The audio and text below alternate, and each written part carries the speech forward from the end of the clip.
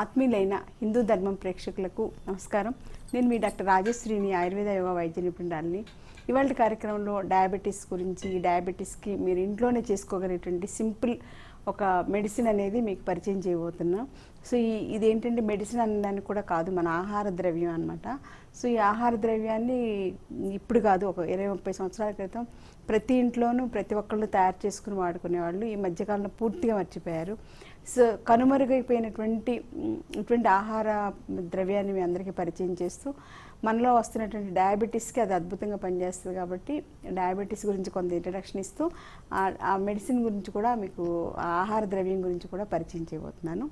So అసలు diabetes అనేది ఈ రోజుల్లో చూస్తే మన లాంటి ఇండియా లాంటి డెవలపింగ్ కంట్రీస్లో ప్రతి ఇంట్లో నలుగురుంటే ఇద్దరికి డయాబెటీస్ ఉండడం అనేది ఎక్కువగా చూస్తున్నాం. సో 50%, మోర్ దాన్ 50% పీపుల్కి డయాబెటీస్ అనేది మోస్ట్ కామన్ అయిపోయింది.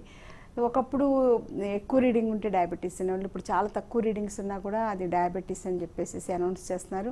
తర్వాత డయాబెటీస్కి ఒకప్పుడు మెడిసిన్స్ ఎక్కువ ఉపయోగించేవాళ్ళు. ఇప్పుడు ఏంటంటే ఒకప్పుడు ఇన్సులిన్ అనేది చాలా రేర్ డ్రగ్గా తప్పనిసరి అయినప్పుడు మాత్రం ఉపయోగించేవాళ్ళు. ఇప్పుడు ఇన్సులిన్ అనేది మోస్ట్ కామన్గా చాలామందికి ఇన్సులిన్ డిపెండెంట్ అయ్యేలాగా ఇన్సులిన్ని ఉపయోగిస్తున్నారు. సో మెడికల్గా డయాబెటీస్ అనేది ప్రతి ఒక్కరికి కూడా జీవితానికి చాలా పెద్ద ఉపద్రవంగా, ఒక పెను ముప్పులా ఉంది. కాబట్టి దానికి సంబంధించిన వివరాలు ఆయుర్వేదంలో ఏ రకంగా చెప్పబడ్డారు, మనం ఇంట్లోనే ఏ రకంగా కేర్ తీసుకోవడం వల్ల డయాబెటీస్ని అధిగమించవచ్చు, ఉపద్రవాల నుంచి తప్పించుకోవచ్చు అనేది ఇవాళ వీడియో స్పెషల్గా మీకోసం ప్రజెంట్ చేస్తున్నాను. సో ముఖ్యంగా ఏంటంటే డయాబెటీస్ గురించి ఆయుర్వేదంలో చాలా స్పష్టంగా చెప్పబడింది. మనకి కొన్ని రకాలైనటువంటి కుష్టి వ్యాధులు, చర్మ వ్యాధులు, సోరియాసిస్ కానీ, రకరకాల నిజంగానే కుష్టి వ్యాధి, లెప్రసీ అంటారు కదా, అది కానీ, ఇలాంటి చర్మ వ్యాధులు, తర్వాత ఒబెసిటీ, స్థౌల్యం అంటాం కదా, స్థౌల్యము, తర్వాత కిడ్నీ ఇన్ఫెక్షన్స్ అంటే మూత్రజ వ్యాధులు, కృత్యము ఇలాంటివి ఉంటాయి. సో వీటితో పాటుగా ప్రమేహం, ఇవన్నీ కూడా మెటబాలిక్ యాక్టివిటీలో వచ్చేటువంటి ధాతు పరిణామంలో వచ్చేటువంటి మార్పుల వలన కలిగేటువంటి వ్యాధుల కింద ఆయుర్వేదంలో అలనాడు 5000 సంవత్సరాల నాడే చాలా స్పష్టంగా చెప్పబడ్డాయి. సో ఇవి 4 రకాల వ్యాధులు కూడా లైఫ్ లాంగ్ ఉండేటువంటి ప్రాబ్లమ్స్. కాబట్టి వీటిని చాలా జాగ్రత్తగా మేనేజ్ చేసుకుంటే వాటి వలన వచ్చేటువంటి ఉపద్రవాలు రాకుండా కేర్ తీసుకోవచ్చని ఈ 4టిని కలిపి ఒక కేటగిరీలోకి ఆయుర్వేదంలో అప్పుడే ఒక డివిజన్ అనేది డివైడ్ చేశారనమాట. సో అంటే ఎంత ముందుగా మనకి ఈ ప్రమేహ వ్యాధి, డయాబెటీస్, తర్వాత ఒబెసిటీ, మనకు తెలిసిందే ఒబెసిటీ కూడా లైఫ్ లాంగ్ కేర్ తప్పించి ఏదో 4 రోజులు చేసేసి చిక్కిపోయానులే వదిలేద్దాం అనుకుంటే మళ్ళీ రీబౌండ్ వెయిట్లో మీరు ఇంతలా అయిపోతారనమాట. సో అలాగే స్కిన్ డిసార్డర్స్ కూడా తగ్గింది అనుకోవడానికి లేదు. ఎప్పుడు కాషియస్గా మంచి డైట్ తీసుకోవడం, మంచి ఎక్సర్సైజ్ తీసుకోవడం, సూర్యకిరణాలు పడేలాగా కేర్ తీసుకోవడం, ఇలాంటివన్నీ స్ట్రెస్ తగ్గించుకోవడం, ఇవన్నీ చేసుకుంటేనే మనకి సోరియాసిస్ కానీ, ల్యూకోడర్మా కానీ, లేకపోతే లెప్రసీ కానీ, ఇలాంటి ప్రాబ్లమ్స్ అన్నీ కూడా అధిగమించు. వాటి కేటగిరీలో చెందిందే ఈ ప్రమేహం, డయాబెటీస్ కూడా అనమాట. సో అప్పుడు మనకి ఇంత వివరంగా చరకాచార్యుల వారు, సుశ్రుతాచార్యుల వారు, వాగ్భటాచార్యుల వారు కొన్ని వేల సంవత్సరాల నాడే డయాబెటీస్ గురించి ఇంత మంచి ఇన్ఫర్మేషన్ ఇచ్చారంటే మనం తెలియకుండా అవన్నీ మర్చిపోయి ఇప్పుడు డయాబెటీస్ వచ్చింది బాబోయ్ అని చెప్పేసి రకరకాలుగా ప్రయత్నాలు చేస్తూ సడన్గా డయాబెటీస్ వలన ఎన్నో ప్రాబ్లమ్స్, ముఖ్యంగా diabetic retinopathy, diabetic neuropathy, diabetic nephropathy, diabetic cardiopathy, ఇలాంటివి ఎన్నో కలగడం వలన ఇంకా ఎమర్జెన్సీగా లైఫ్ని మనం ఇబ్బందులు పెట్టుకుంటున్నాం అన్నమాట. సో అందుచేత ఆయుర్వేద పద్ధతుల్లో డయాబెటీస్ గురించి ఏం చెప్పారు అనేది మీరు కొంచెం అవగాహన పెంచుకోవడానికి ఈ చిన్న వీడియోలో నా ప్రయత్నం నేను చేస్తున్నాను.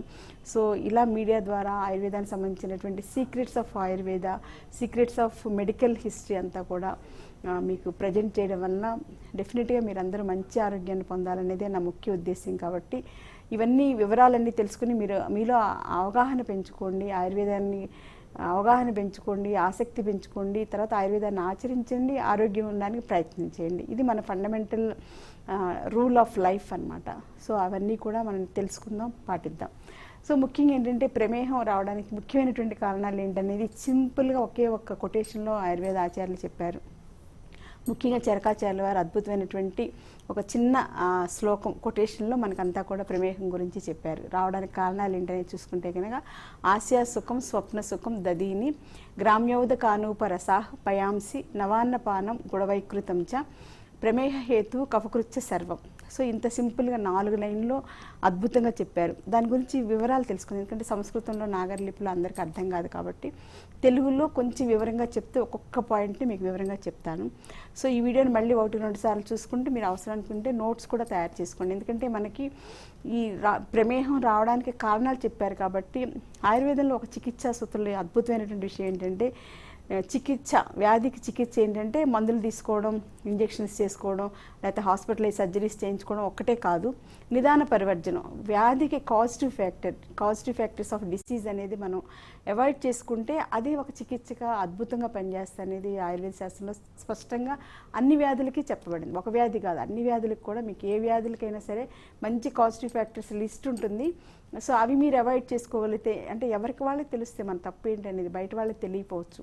సో మనం ఆత్మ సంశోధన చేసుకుని, ఆత్మ పరీక్ష చేసుకుని ఎవరికి వాళ్ళు చేసుకుంటే మనకి ఎక్కడ ప్రాబ్లం ఉందనేది మనకు తెలుస్తుంది. కాబట్టి అందులో మీరు ఏ లిస్ట్లోకి వెళ్తారనేది మీకు తెలుసు కాబట్టి ఆ కారణాలు అవాయిడ్ చేసేయండి. అప్పుడు ఆటోమేటిక్గా మీకు డయాబెటీస్ ప్రాబ్లం తగ్గిపోతుంది. ఒకవేళ ఏదైనా జాయింట్ పెయిన్స్ ప్రాబ్లం ఉన్నా దానికి కారణం ఏంటి అనేది మనం శోధించుకోగలిగితే డెఫినెట్గా చికిత్సని మనమే సాధించుకున్నట్లు అవుద్ది. సో అందుచేత కారణాలు తెలుసుకుందాం, వివరంగా తెలుసుకుందాం. ఆస్య సుఖం అంటే ఎక్కువసేపు కూర్చుని ఉండడం, అంటే సుఖంగా కూర్చుని ఉండడం. చాలామంది చూడండి, మామూలుగా మా వడ్డీలు షాప్స్, చాలా షాప్స్లో చక్కగా కుషన్స్ అన్నీ పెట్టేసేసుకుని ఒక 100 కుషన్స్ పెట్టుకుంటారు, అందులో బాస్ కూర్చుని ఉంటాడనమాట.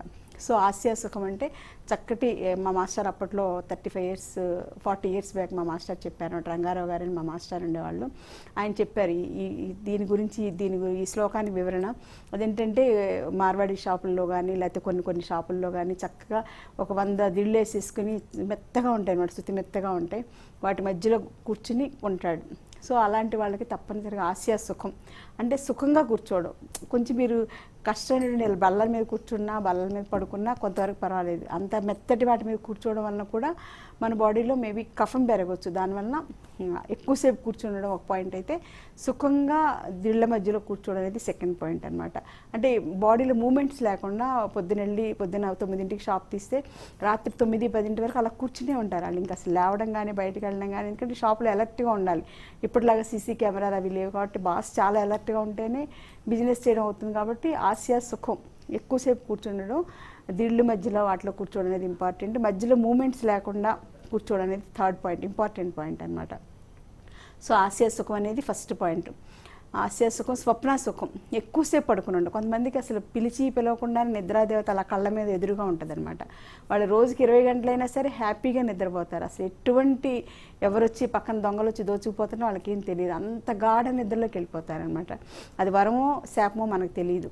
ఎందుకంటే అది వరమని వాళ్ళు అనుకుంటారు, శాపమని మనకు అర్థమవుతుంది. ఎందుకంటే అలా పడుకోవడం వల్ల మీలో కఫం ఎక్కువగా పెరిగిపోద్ది. అంటే ఫ్లూయిడ్ ఇంబ్యాలెన్స్, వేస్ట్ ఫ్లూయిడ్ అంతా కూడా బాడీలో అక్యూములేట్ అయిపోతుంది అనమాట. సో లసీకా అంటాం ఆయుర్వేదంలో. సో లసీకా అంటే లింఫ్ ఫ్లూయిడ్ అనమాట. లింఫ్ ఫ్లూయిడ్లో మీకు రకరకాల టాక్సిన్స్, డిసీజ్ కాజింగ్ ఫ్యాక్టర్స్ అన్నీ కలెక్ట్ అవ్వడం, తర్వాత శరీరంలో కఫం ఎక్కువగా పెరిగిపోవడం, ఎక్కువసేపు పడుకోవడం వల్ల మనలో కఫం పెరుగుతుంది. సో అలాంటి వాళ్ళకు కూడా డయాబెటీస్ రావడానికి అవకాశం ఉంది. సో ఆస్య సుఖం, స్వప్న సుఖం, ఎక్కువసేపు నిద్రపోవడం. సో కంటిన్యూగా బాడీని అసలు అటు నుంచి ఇటు మూమెంట్స్ కూడా లేకుండా పడుకున్న వాళ్ళు పడుకున్నట్టే నిద్రపోతూ ఉంటారు. సో అలాంటి వాళ్ళకు కూడా డయాబెటీస్ రావడానికి అవకాశం ఉంది. ఆస్య సుఖం, స్వప్న సుఖం, దధీని, పెరుగు ఎక్కువగా తీసుకోవడం.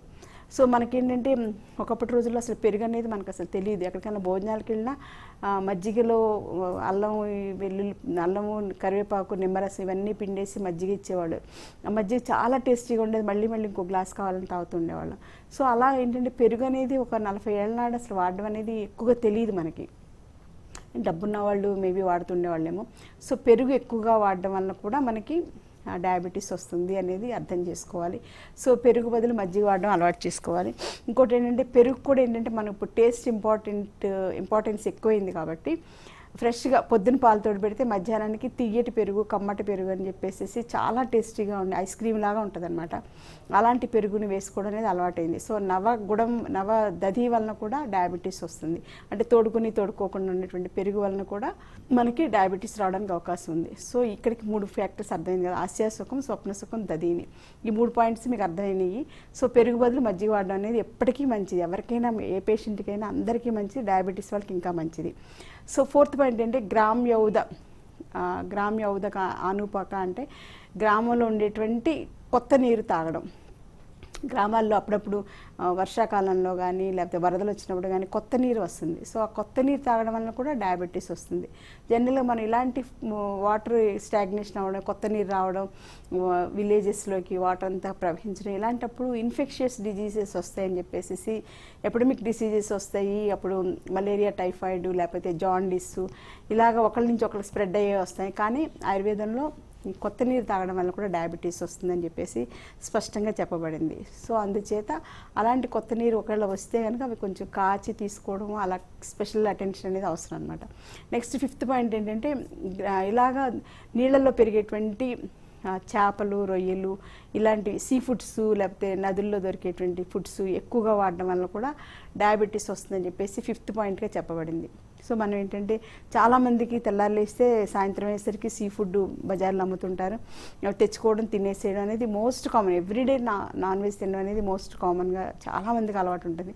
సో దానికి తగ్గట్టు శారీరక శ్రమ చేస్తే మేబీ అంత ప్రాబ్లం ఉండదేమో. శారీరక శ్రమ లేకుండా ఆస్యాసుఖం, స్వప్నసుఖం, దదీని, కొత్త మంచినీళ్ళు తాగడం, దాంతోపాటుగా ఈ చేపలకు సంబంధించినవి sea foods, river foods, water, ఇవన్నీ అంటే నాన్ వెజ్ ఐటమ్స్ అన్నమాట, ఇవి ఎక్కువ తీసుకోవడం వల్ల కూడా డయాబెటీస్ వస్తుంది అని చెప్పేసి చెప్పబడింది. తర్వాత నవాన్న పానం అంటే మనకి కొత్తగా బియ్యం వస్తాయి. సో ఈ బియ్యంని మనం పరమాన్నం చేసుకుని తినాలి, సంక్రాంతితో మొదలు పెడతాం. సో అది ఏంటంటే చాలా టేస్ట్ బాగుంటుందని అంటారు. సో అందులో ఏంటంటే కొత్త బియ్యం, కొత్త బెల్లం, కొత్తగా చెరుకు కూడా బెల్లం తయారై వస్తుంది అనమాట. సో ఇవన్నీ కొత్తగా వేసుకోవడం వల్ల చాలా అద్భుతమైనటువంటి టేస్ట్. మేబీ సంక్రాంతిలో మనం పండగ రోజున చేసుకుంటాం కదా పరమాన్నం, ఆ పరమాన్నం అలా చేసుకుంటాం. సో అదేంటంటే రోజు చేసుకుని తినేవాళ్ళు ఉంటారు, అంటే వారానికి 2 సార్లు అలా ఎక్కువ తినేవాళ్ళు ఉంటారు. సో పరమాన్నం ఎక్కువ తినడం వల్ల నవాన్న పానం, నవధాన్యంతో చేసినటువంటి పానం ఇది పరమాన్నం అనమాట. సో ఇది తీసుకోవడం వల్ల కూడా డయాబెటీస్ వస్తుంది అనేది మనకి 6th పాయింట్గా. ఇంకా డయాబెటీస్లో పచ్చాహారం ఏంటి అనేది ఒకసారి చూద్దాం. పచ్చాలు వస్తే కనుక మనకి కందిపప్పు కన్నా పెసరపప్పు చాలా మంచిది. అలాగే చేపలు, రొయ్యలు వీటికన్నా కూడా పల్లెటూరులో పెరిగేటువంటి నాటుకోడి లేకపోతే జాంగ్ల మాంసం అంటే గొర్రెలు, మేకలు ఇలాంటి వాటికి సంబంధించిన మాంసం తీసుకోవడం అనేది కూడా మంచిదే. సో ఈ రకంగా డైట్లో కూడా కొన్ని తీసుకోవచ్చు. తర్వాత ఇంకా ఏంటంటే చేదు కూరగాయలు ఎక్కువ తీసుకోవాలి, చేదు ఆకుకూరలు ఎక్కువ తీసుకోవాలి. చేదు అంటే కాకరకాయ కానీ లేకపోతే కొన్ని రకాల కూరగాయలు కొంచెం చేదు ఎక్కువగా ఉంటాయి కదా. సో చామాకని ఇలాంటివన్నీ కూడా చేదుగా ఉంటాయి, లేకపోతే మునగాకని ఇలాంటివి మీరు నిత్యం వాడుకునే వాటిల్లో కేర్ తీసుకోండి. కందిపప్పు బదులు పెసరపప్పు తీసుకోండి. అలాగే తెల్ల అన్నం బదులు ముడి బియ్యం అలవాటు చేసుకోండి. ముడి బియ్యం తీసుకోవడం వల్ల అందులో ఫైబర్ ఉంటుంది, అందులో కావాల్సిన ఎనర్జీ లెవెల్స్ ఉంటే, అందులో బి కాంప్లెక్స్ బాగుంటుంది. కాబట్టి ఇవన్నీ కూడా డయాబెటీస్ రాకుండా ఉపయోగపడుతాయి. తెల్ల అన్నం కానీ, తెల్ల మైదా కానీ, తెల్ల పంచదార కానీ, ప్యాకెట్ పాలతో చేయబడినటువంటి తెల్లటి పాలు కానీ, అంటే బయట దొరికే ప్యాకెట్ పాలు, తర్వాత ప్యాకెట్ సాల్ట్, తెలుపు. సో తెలుపు అనేది 5 రకాలు కూడా డయాబెటీస్ పెరగడానికి 100% మెయిన్ కాజిటివ్ ఫ్యాక్టర్. డయాబెటీస్తో పాటుగా చాలా రకాలైనటువంటి ప్రాబ్లమ్స్ వస్తే అల్టిమేట్గా ఆటోఇమ్యూన్ డిజార్డర్స్, తర్వాత క్యాన్సర్ కూడా రావడానికి 5 మెయిన్ కాజిటివ్ ఫ్యాక్టర్స్. కాబట్టి మన జీవన విధానంలో ఈ వేగంగా నాగరిక పెరుగుదల పెరిగినటువంటి జీవన విధానంలో ఇవన్నీ కూడా మనకి ముఖ్యంగా చాలా ప్రాబ్లమ్స్ని క్రియేట్ చేస్తున్నాయి. కాబట్టి అవి మనం ఆ 5 కూడా 5 పాయిజన్స్ కింద నేను చెప్తుంటాను అనమాట. సో వైట్ రైస్, మైదా, తర్వాత టేబుల్ సాల్ట్, అంటే మనం ఇలా ప్యాకెట్ పోస్తే గలగలగల లాంటి పడుతుంటుంది కదా, అలాంటి సాల్ట్ మానేసేయండి. దాని బదులు సముద్ర లవణం కానీ, సైంధవ లవణం కానీ వాడుకోండి. మైదా పిండి బదులు గోధుమ పిండి వాడుకోండి. వైట్ రైస్ బదులు ముడి బియ్యం వాడుకోండి. ప్యాకెట్ పాలు బదులు ఆవు పాలు కానీ, గేదె పాలు కానీ వాడుకోండి. అట్లా ప్రతిదానికి ప్రత్యామ్నాయం ఉంది. కాబట్టి ఈ 5 వైట్, అలాగే పంచదార. ఇదివరకు పంచదార ఇంత తెల్లగా ఉండేది కాదు, ఇప్పుడు రోజు రోజుకి తెలుపు పెరిగిపోతుంది అనమాట. సో పంచదార బదులుగా బెల్లం అయితే ఇంకొంచెం ఆరోగ్యానికి మంచిది. సో ఇలాగా మనం డైట్ కేర్ అనేది చాలా ఇంపార్టెంట్. తర్వాత ఏంటంటే ఎక్సర్సైజ్, తప్పనిసరిగా వ్యాయామం బాగున్న వాళ్ళకి డయాబెటీస్ రాదు. ఒకవేళ వచ్చినా కూడా వాళ్ళకి కాంప్లికేషన్స్లోకి వెళ్ళదు. సో ముఖ్యంగా ఏంటంటే డయాబెటీస్కి ముఖ్యమైనటువంటి కారణం సరైనటువంటి వ్యాయామం లేకపోవడం ఒక కారణం అయితే, ఎక్కువ వ్యాయామం చేయడం వల్ల కూడా అర్ధబలాన్ని మించి వ్యాయామం చేయడం కూడా కొన్ని రకాల రుగ్మతలను క్రియేట్ చేస్తుంది. కాబట్టి మీ శరీరంలో ఇక్కడ మీరు వ్యాయామం చేస్తున్నప్పుడు ఇక్కడ నుదుటి మీద, లలాటం మీద స్వేదం పడుతుంది. అప్పుడు మనకి అర్ధబలం అనమాట. అంటే మనకు అది చాలు అని మన శరీరం మనకి చెప్పేస్తుంది. సో అక్కడితో ఆపేసేసి ఒక 5 మినిట్స్ రిలాక్స్ అయ్యి అప్పుడు మీ పనుల్లోకి వెళ్తే కనుక ఆ వ్యాయామం వల్ల మీకు ఎటువంటి కాంప్లికేషన్స్ ఉండు, డయాబెటీస్ రాకుండా కూడా ఉపయోగపడితే, ఒక డయాబెటీస్ ఉన్నా కూడా మేనేజ్మెంట్ చాలా ఈజీగా ఉంటుంది. తర్వాత సుఖనిద్ర, సుఖమైనటువంటి నిద్ర ఉండడం వలన కూడా మీలో మెటబాలిక్ యాక్టివిటీ బాగుంటుంది, స్ట్రెస్ లెవెల్స్ తగ్గుతాయి, మీలో పాజిటివ్ హార్మోన్స్ పెరుగుతాయి, సో హ్యాపీ హార్మోన్స్ పెరుగుతాయి. వీటన్నిటి వలన డయాబెటీస్ ప్రాబ్లమ్స్ తగ్గడానికి అవకాశం ఉంది, డయాబెటిక్ టెండెన్సీ కూడా తగ్గడానికి అవకాశం ఉంది. సో ఇవి చాలా ఇంపార్టెంట్. సో వీటన్నిటితో పాటు ఒక ఇంపార్టెంట్ పాయింట్ చెప్పడం కోసం ఈ వీడియోని నేను ప్రజెంట్ చేస్తున్నాను అనమాట. అదేంటంటే పాత రోజుల్లో మనకి స్కూల్స్ దగ్గర, ఎలిమెంటరీ స్కూల్స్ మనందరం కూడా మామూలు స్కూల్స్లో చదువుకున్న వాళ్ళం. కరెంట్ కూడా లేనటువంటి వీధి దీపాలు ఉన్నటువంటి రోజుల్లో మనందరం చదువు స్టార్ట్ చేశాం. కాబట్టి ఆ రోజుల్లో ఏంటంటే పిల్లలకి బడి పక్కన ఇప్పటిలాగా కుర్కురీ ప్యాకెట్లు, నూడిల్స్ ఇలాంటివి ఏమి దొరికేవి కాదు, ఐస్లని ఇలా రకరకాలు ఏమి దొరికేవి కాదు. వాళ్ళు ఏంటంటే వేరుశనగ ఉండలు కానీ, లేకపోతే కొబ్బరి ఉండలు కానీ, లేకపోతే ఇలా ఉసిరికాయలు. సో ఉసిరికాయల సీజన్లో ఇలా ఉసిరికాయలని కొంచెం ఉప్పు, కొంచెం పసుపు వేసి ఇలా నీళ్ళల్లో ఊరబెట్టేసేసి అవి అమ్ముతూ ఉండేవాళ్ళు. కాయ 5 పైసలు ఎంతో ఉండేది అప్పట్లో. సో అది ఆ బుగ్గను పెట్టుకుని అలాగా చప్పరించుకుంటూ ఇంటికి వెళ్ళడం అనేది ఒక పెద్ద ఫీలింగ్ అనమాట. సో దానికోసం ఇంట్లో వాళ్ళని అడిగి ఒక 5 పైసలు తెచ్చుకుని స్కూల్ అయిపోయాక అది కొనుక్కొని చప్పరించుకుంటూ వెళ్ళేవాళ్ళు. ఉసిరికాయలు దొరుకుతున్న సీజన్లోనే ఇవి దొరుకుతాయి, తర్వాత దొరకవు. సో అందుచేత ఈ ఉసిరికాయలు కూడా హైబ్రిడ్ ఉసిరికాయలు కాదు, ఇవి నాటు ఉసిరికాయలు. కొన్ని ప్రోగ్రామ్స్లో కొన్ని టెంపుల్స్కి తిరగవలసి వస్తుంది. అక్కడ శ్రీశైలం వెళ్ళినప్పుడు శ్రీశైలంలో ఉసిరికాయలు అమ్ముతున్నారు. సాధారణంగా అలాంటి ప్లేసెస్కి వెళ్ళినప్పుడు ఆ లోకల్ వాళ్ళకి ₹1 మనం ఇస్తే అది చాలా బాగా ఉపయోగపడుతుంది అనేటువంటి పద్ధతి నాకు చిన్నప్పటి నుంచి అలవాటు. కాబట్టి అక్కడ ఉసిరికాయలు కొన్నా. నాకు అవసరం ఉసిరికాయలు, నాకు ఇలాంటి న్యాచురల్ ఉసిరికాయలు నాకు చాలా అవసరం. ఇప్పుడు ఎక్కడ చూసినా కానీ మనకి త్రూ అవుట్ అన్ని ఏరియాస్లోనూ హైబ్రిడ్ ఉసిరికాయలు, ఇంతలా ఉసిరికాయలు దొరుకుతున్నాయి. సో అవి పొరపాటును కూడా నేను కొన్నాను. సో ఈ నాటు ఉసిరికాయలు కాబట్టి ఆ అబ్బాయికి అడిగిన రేట్ ఇచ్చేసేసి ఎక్కువే తీసుకున్నాను. సో తీసుకుని వాటిని పసుపు ఇంటికి తెచ్చాక జాగ్రత్తగా ఇలా పసుపు, ఉప్పు వేసి ఊరబెట్టాం అన్నమాట. సో ఆ ఉసిరికాయలు మీ ఆరోగ్యానికి, ముఖ్యంగా డయాబెటీస్ రాకుండానే ఉపయోగపడితే, డయాబెటీస్ వచ్చిన వాళ్ళకు కూడా బాగా ఉపయోగపడతాయి. కాబట్టి తప్పనిసరిగా ఇలా ఉసిరికాయలు తీసుకొచ్చేసేయండి, ఒక 2-3 సార్లు కడిగేసేసేయండి. దుమ్ము, ఆకు, మట్టి ఇవన్నీ ఉంటాయి కాబట్టి కడిగేసుకోండి. తర్వాత చక్కగా ఒక ఇలా గాజు సీసాలో కానీ, గాజు సీసానే బెటర్, స్టీల్ అయితే దానికి ఇందులో వైటమిన్ సి వలన చిల్లు పడిపోతుంది. నా దగ్గర అలా ఎన్ని పాత్రలు చిల్లు పడిపోయి పడేసాను అనమాట, అప్పుడు తెలియలేదు. సో ఇప్పుడు ఏంటంటే గాజు వాటిలోనే చేసుకుంటున్నాం. ఇందులో కొంచెం ఉప్పు, కొంచెం పసుపు వేసేసి 1-2 రోజులు ఊరబెట్టండి. తర్వాత ఆ నీళ్ళు ఏ రోజుకి ఆ రోజు వంచేస్తూ ఫ్రెష్గా వాటర్, మంచినీళ్ళు పట్టేసేసి ఉంచండి. సో మనకి పూర్తిగా కాయలు మొత్తం మునిగే వరకు నీళ్లు పెట్టాలన్నమాట. అప్పుడు ఏంటంటే మనకి ఇవి పాడవకుండా, ఫంగస్ పట్టకుండా ఉంటాయి. ఒకవేళ ఏదైనా 1-2 ఫంగస్ పడితే చూసుకుని వెంటనే తీసేసేయండి, అప్పుడు మిగిలినవన్నీ పాడవకుండా ఉంటాయి. సో ఈ ఉసిరికాయ ఏంటి, అసలు దీని గురించి ఏంటి, ఆయుర్వేదంలో డయాబెటీస్కి దానికి సంబంధం ఏంటి అనేది ఇవాళ హైలైట్ చేయడం కోసం ఈ వీడియో చేస్తున్నాను కదా. సో ఈ ఉసిరికాయ ఏంటంటే ఆయుర్వేదంలో ఒక మంచి ఫార్ములేషన్ ఉంది. డయాబెటీస్ రాకుండాను, డయాబెటీస్ వచ్చిన వాళ్ళకి కూడా ప్రివెంటివ్ కేర్ అండ్ డిసీజ్ కేర్గా పనికొచ్చేలాగా నిషామ్లకి అని ఒక మెడిసిన్ ఉంది. సో అందులో ఏంటంటే ముఖ్యంగా అందులో ఉండేది ముఖ్యంగా నిషా అంటే పసుపు, ఆమ్లా అంటే ఉసిరికాయ. సో మనం ఏం చేస్తామంటే ఉసిరికాయలు తీసుకుని వాటిల్లో మళ్ళీ ఉసిరికాయలు మిక్సీ వేసేసి, రసం వేసేసి, తర్వాత అందులో పసుపు కూడా వేసేసి అన్నీ కలిపి ఎండలో పెడతాం. ఎండలో పెడితే కొన్నాళ్ళకి ఆ ఉసిరికాయల్లోకి ఈ పసుపు, ఉసిరి రసం అంతా కూడా లోపలికి అబ్జర్వ్ అవుతుంది. అప్పుడు మళ్ళీ వాటిలో ఉన్న గింజలన్నీ కూడా తీసేసి మళ్ళీ అంతా కూడా ఉసిరి రసం పోసి కొంచెం పసుపు వేసేసి ఎండలో పెడతాం. ఆ ఎండలో పెట్టడం వల్ల కొన్నాళ్ళకి అది మొత్తం ఆరిపోయి పౌడర్ లాగా అయిపోతుంది అనమాట. సో ఆ పౌడర్ని మిక్సీ వేసేసి అందులో కొంచెం తేనె వేసేసి చిన్న చిన్న ట్యాబ్లెట్స్, అంటే ఒక కుంకుడు గింజ సైజులో గోళీల్లాగా చేసుకుంటాం. సో ఆ వాటిని మనం ప్రతిరోజు 3 పూట్ల తీసుకోవడం, చప్పరిస్తూ ఉండడం అనేది చాలా ఇంపార్టెంట్. ఎక్కువ షుగర్ ఉన్న వాళ్ళు 2 టాబ్లెట్లు చప్పరించండి, లేదా రోజుకు 6 సార్లు ఒక్కొక్క కుంకుడికాయ గింజ పరిమాణంలో నిషాంలకి చూర్ణాన్ని చప్పరించండి. ఇవి కొన్ని కంపెనీలు కూడా తయారు చేస్తున్నాయి. ఒకవేళ మీకు ఇవన్నీ చేసుకోవడం కుదరకపోతే ఇంప్కాప్స్ వాళ్ళది స్టాండర్డ్ నిషాంలకి ట్యాబ్లెట్స్ దొరుకుతాయి, అలా అయినా మీరు ట్రై చేయొచ్చు.